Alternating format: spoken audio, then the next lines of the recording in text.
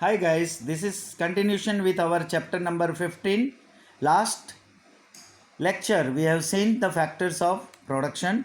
Now today we will see the distribution of factors of production. Human wants are unlimited while resources to fulfill them are limited. हमारी जो wants है, हमारी जो requirement है वो बहुत ही अनलिमिटेड है, जबकि हमारे पास उसके जो रिसोर्सेस है उसको फुलफिल करने के लिए वो बहुत ही लिमिटेड है. No nation of the world has resources in unlimited quantity. किसी भी देश के पास दुनिया में अनलिमिटेड क्वांटिटी में रिसोर्सेस नहीं है. There will always be scarcity of factors of production. हमेशा कोई ना कोई फैक्टर्स ऑफ प्रोडक्शन का स्कैरसिटी होता है, मतलब कमी होती है, तकलीफ होती है. एज ए रिजल्ट, जिसके परिणाम स्वरूप every country faces problems related to allocation of resources, और जिसकी वजह से सारे देश को, हर एक देश को ऐसे प्रॉब्लम्स को फेस करना पड़ता है कि जो रिसोर्स है उसको कैसे एलोकेट किया जाए. Many questions arise such as why, when and how much quantity of limited resources can be used. हमें ये क्वेश्चंस आते ही है कि हमें कैसे, कितना और कितनी क्वांटिटी में वो जो लिमिटेड रिसोर्सेज हमारे पास है उसको कैसे यूज़ किया जाए. Now, first is unlimited wants. Human wants are uncountable and unlimited. So many wants originate from one want. हमारी जो इंसान की ज़रूरियातें हैं वो अनकाउंटेबल है, अनलिमिटेड है, मतलब हमारे पास वो लिमिटेड नहीं होती है. So many wants originate from one want. Many requirements are to be fulfilled again and again, while many wants arise because of development of science and technology. बहुत सारी requirements जो है वो हमें बार बार उसको फुलफिल करना पड़ता है, और कुछ ऐसी wants है जो साइंस एंड टेक्नोलॉजी को डेवलप करने से अराइज हुआ है.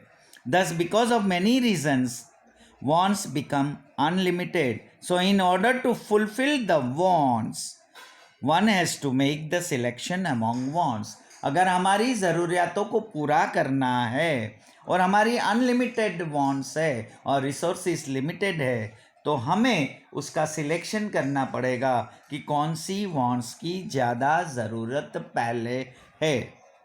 Second is important order in terms of necessities. As the resources to satisfy wants are limited, जैसा हमने देखा कि जो रिसोर्स है वो हमारी wants को सेटिस्फाई करने के लिए बहुत कम है. The individuals has to decide which want is more important. कौन सी want important है वो we have to decide. He has to satisfy his requirements in the order of priority. Whichever requirement is more important, that has to be satisfied early and later on the other. पहले उसी requirements को satisfy करना है, बाद में दूसरी को satisfy करना होगा. Limited resources. Factors of production mainly include natural wealth and man-made wealth. All these tools are limited, so they have to be utilized judiciously. Distribution of tools has to be done keeping selected wants in the center. ये जो कुछ भी resources है या जो कुछ भी tools है मैन मेड वेल्थ के लिए या नेचुरल वेल्थ के लिए, factors of production that we have to utilize judicially, and उसको वांट्स को हमारी ध्यान में रखते हुए यूज़ करना है. Fourth is alternative use of the resource. Resources to satisfy demands are limited. Not only this, they have alternative usage also. When any tool of production may be utilized in more than one way, it means that the tool has multiple usage. So it may be said that this usage is alternative. For example, if wheat is sown in a land, bajra, maize, groundnut or any other yield cannot be cultivated, other usage of the land has to be stopped. Thus, in the above mentioned condition, distribution of factors of production is done in such a way that they satisfy to maximum possible demands. जितनी demands को हम satisfy कर सकते हैं ऐसा हमारा factors of production का distribution ऐसी कंडीशन पे या ऐसे डिस्ट्रीब्यूट करना है. Now which are the methods of allotting of resources. कितनी मेथड्स है जो हम अपने रिसोर्स को एलोकेशन कर सकते, शेयर कर सकते, डिस्ट्रीब्यूट कर सकते. Allotment of resource is mainly done by two methods. दो मेथड से कर सकते. First is market mechanism and second is social system. Both the system are opposite to each other. By mingling both systems, many other methods have developed. Every country accepts one or the other method as per their requirement. कोई भी country ये कोई भी अपनी requirement के हिसाब से ये सिस्टम को एक्सेप्ट करके फॉलो करते हैं. Now first is market system. Nations like America, Japan, England have made their economic development through market system. इन्होंने जो अपने अमेरिका, जापान, इंग्लैंड ने अपना इकोनॉमिक डेवलपमेंट जो किया है उसको मार्केट सिस्टम्स के ज़रिए किया है. और मार्केट सिस्टम को हम कैपिटलिस्ट सिस्टम भी बोल सकते हैं. और ये सिस्टम में क्या है, in this method the process of resource allocation is done on the basis of profit scope. ये जो मेथड हम यूज़ करते हैं मार्केट सिस्टम में, इसमें प्रॉफिट को ध्यान में रखा जाता है. इन this system the production and it's related activities, profit is at the centre. Government does not have any specific economic policy or does not play any role in this method. ये method में government का कोई interference नहीं होता है और कोई specific economic policy नहीं होता है. इसके लिए ये market system is completely free. Market is completely free in this system. Market system में मार्केट एकदम से फ्री है और उसका मेन पर्पस जो है वो स्कोप ऑफ प्रॉफिट है. Now competition plays a vital role in market system. Market system में कंपटीशन एक इम्पोर्टेंट रोल प्ले करता है. In the competitive market the owner has to increase working capacity to the greatest extent in order to obtain maximum profit. उसको profit अगर करना है तो competitive market में उसका वर्किंग कैपेसिटी भी बढ़ाना होता है. Because of this method many new research are done and new methods of production are created. So production is the maximum. Because of this fast economic development of the countries takes place. Market free है, competition है और इसके लिए ये method में production भी सबसे ज़्यादा करना पड़ता है. Competition controls the whole market like an invisible hand. ये मार्केट में, मार्केट सिस्टम में कंपटीशन जो है वो इनविजिबल हैंड से कंट्रोल होता है, मतलब हम उसको देख नहीं पाते हैं. As the state does not interfere this system is also known as free economy. और ये सिस्टम में स्टेट का कोई इंटरफियरेंस नहीं है, इसके लिए ये सिस्टम को हम फ्री इकोनॉमी भी बोल सकते हैं. Now which are the features of market mechanism system.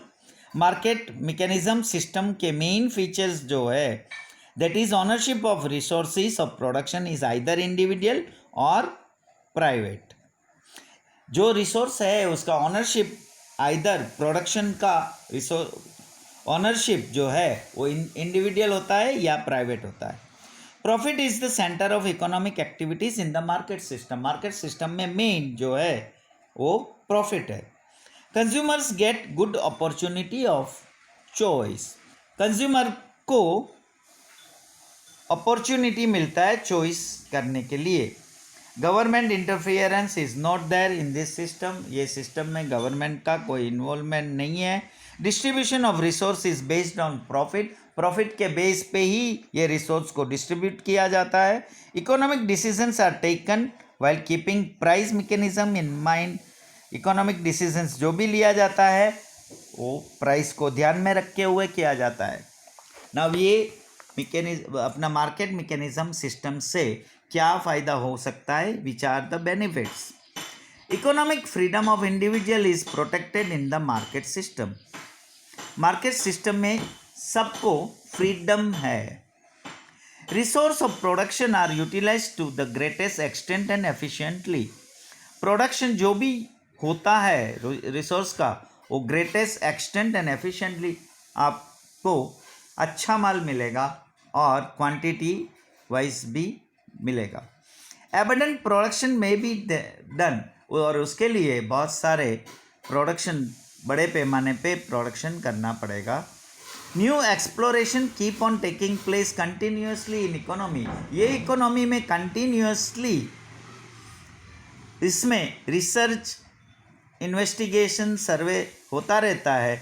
As a result economic development becomes faster, और इसकी वजह से हमारा इकोनॉमिक डेवलपमेंट जो है वो फास्ट होता जाता है। Quality of things improve because of competition. उसमें कंपटीशन होने की वजह से हमारा जो क्वालिटी है प्रोडक्शन का, गुड्स का, वो इम्प्रूव होगा, क्योंकि मार्केट में फ्री है, कॉम्पिटिटिव है, पैसा कमाने के लिए कर रहे हैं, तो नेचुरली इसमें क्वालिटी अच्छी रखनी पड़ेगी। Now which are the limitations और ड्रॉबैक्स या disadvantages of this market system. ये मार्केट सिस्टम से कुछ नुकसान भी है। क्या है? In spite of having many benefits, market system is not perfect. There are many disadvantages and limitations of it. First is, because of keeping profit in the center of production, commodities are produced in more quantity and production of luxurious commodities of basic requirement is neglected or reduced. ये market system में profit को ध्यान में रखते हैं, इसलिए सबसे बड़ा डिसएडवांटेजेस ये है कि जो कमोडिटीज़ प्रोड्यूस किया जाता है वो प्रॉफिट को ध्यान में रख के किया जाता है, इसलिए बेसिक रिक्वायरमेंट्स को रिड्यूस या निगलेक्ट किया जाता है। Because of lack of policy related to role of state, natural resources are wasted. क्योंकि इसमें किसी स्टेट का इंटरफियरेंस नहीं है या सरकार ने कोई पॉलिसी नहीं बनाई है, तो नेचुरल रिसोर्सेज वेस्ट हो जाते हैं। Due to lack of knowledge and ignorance about the market, consumers are exploited. Consumer को कोई भी एक्सप्लॉइट कर सकते हैं, क्योंकि इसमें नॉलेज और मार्केट के बारे में एक्सपीरियंस नहीं है, उसके बारे में कोई नॉलेज भी नहीं है। इसके लिए ये मार्केट सिस्टम से कंज्यूमर एक्सप्लॉइट हो सकता है। Due to centralization of property and income, there is increase in disparity of income. Due to centralization of property and income, there is increase in disparity of income. Income में difference नजर आएगा। There is a fear of monopoly, economic instability, exploitation of labour etcetera.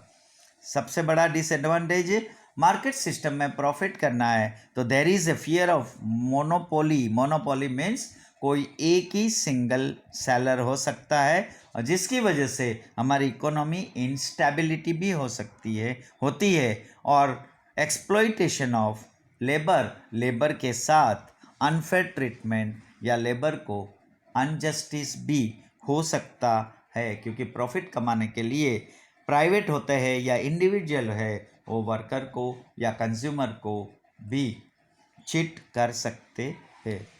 So in this we have seen one system of methods of allocating of resource, market system. What are the features of market system? What are the benefits या advantages या merits of the market system? And what are the disadvantages of the market system? Next lecture we will see the second method of allocating of resource, that is socialist system. Thanks.